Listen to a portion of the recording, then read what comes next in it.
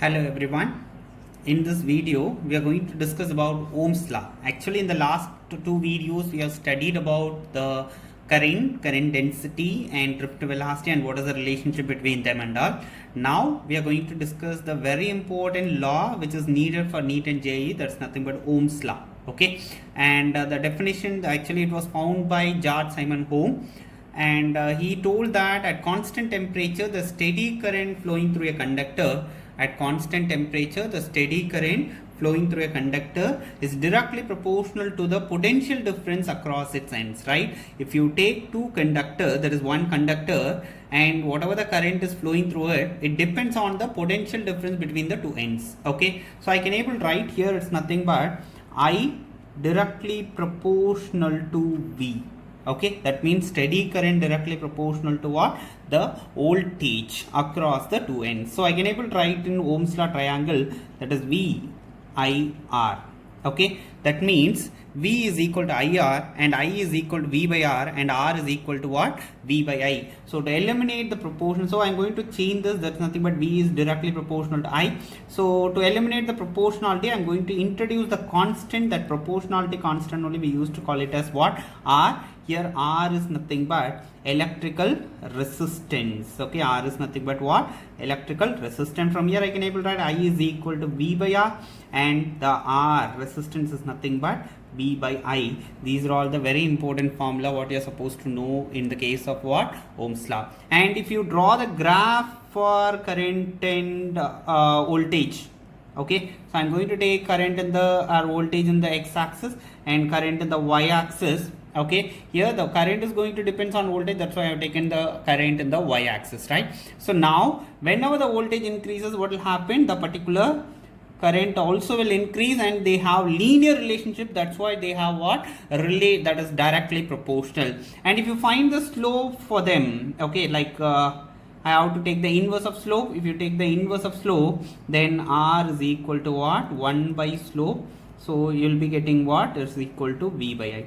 So otherwise I can able to draw the graph with V and I. So you will be getting that is V in the y-axis and I in the x-axis. You need not take the inverse of slope. You can take slope directly. That will give the value of what? The particular resistance of a conductor. Okay. Actually here what you are supposed to think in Ohm's law is it can be applicable only for steady current. We cannot able to apply the Ohm's law in the alternating current. And similarly, it can be applicable only for constant temperature. Okay. I will explain why it depends only on constant temperature. Okay, and the next one, resistance. Actually resistance means it is the opposition produced by the flow of current in a particular conductor. Okay, so here the resistance, according to the formula, I can able to define like this: ratio of potential difference across its ends to the resulting current through the conductor. That's nothing but R is equal to V by I. Okay, the symbol for resistance, if you find if you want to draw, very simple, that's nothing but the wire means we have to draw the straight line. It's not a wire, it's going to affect the current, so we used to draw some kind of what? Disturbance produced in the wire, like a bended wire, like that you can take. So the disturbance is going to denote with the letter what? Resistance R. Okay, the SI unit is nothing but we used to give the honor for the scientist Ohm, that's why we kept the unit of resistance is nothing but Ohm, and the particular symbol is nothing but like this you can take, that's nothing but the current means it has to flow in a straight path, but instead of it's getting some struggle, that is flowing properly, it's getting some struggle, that's what we used to draw the symbol like this. And this is a symbol for the electrical resistance, that is unit of electrical resistance Ohm. Okay, next one we have to think about the conductance. Actually conductance is nothing but simple and it's not that much important. Conductance means it's a reciprocal of resistance, it is denoted with the letter G, that is equal to 1 by R. G is equal to 1 by R, otherwise I can able to write it's nothing but I by V. G is equal to 1 by R, I is that is equal to I by V. The unit if you take, we can able to tell like this, that's nothing but mho. That is OHM means ohm. If you write in a reverse manner, that will give the information about what? The conductance, that is mho. Okay, otherwise I can able to write it's nothing but ohm inverse.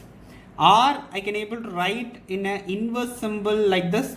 Otherwise, we can able to denote with the common name called Siemens. Okay, the unit of conductance is also called as Siemens. Okay, the next one, the factors affecting resistance, because the resistance is not constant for a particular conductor, it will vary according to the requirement. Okay, so for that purpose, we have to study about the factors which are going to affect the particular resistance. Okay, so the factors affecting resistance, the first one is nothing but length of the particular conductor. So if the length, if you take, the resistance is directly proportional to length.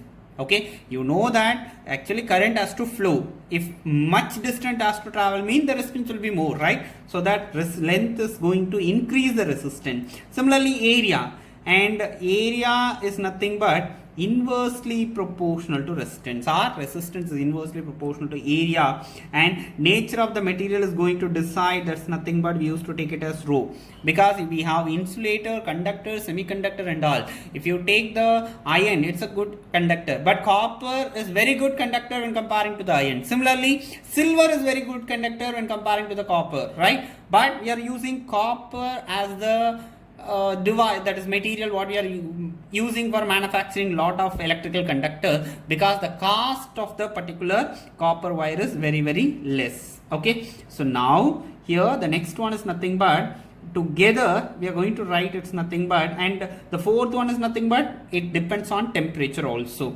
Together I can able to write R is directly proportional to L by A. Then I can able to write R is equal to rho L by A. To eliminate the proportionality, we are going to introduce the constant called electrical resistivity. Okay, the rho is called as electric resistivity. Rho is called as electrical resistivity. Okay, so now here the rho, if you want to find out, that is equal to RA by L, right? I can able to write the unit of resistance is nothing but ohm, and the area is nothing but meter square, and divided by length meter, so you will be getting what? Ohm meter. Okay, this is nothing but electrical resistivity. And yesterday itself we have studied about the conductivity, right? So the conductivity is nothing but reciprocal of resistivity. I can able to write rho is equal to 1, that is sigma is equal to 1 by rho, that is equal to L by RA, and I can able to write the unit is nothing but ohm inverse, meter inverse. Otherwise we can able to write it's nothing but mho meter inverse. Also we can able to write it's nothing but Siemens meter inverse. Okay, so these are all the unit for electrical conductivity. So hope you understand.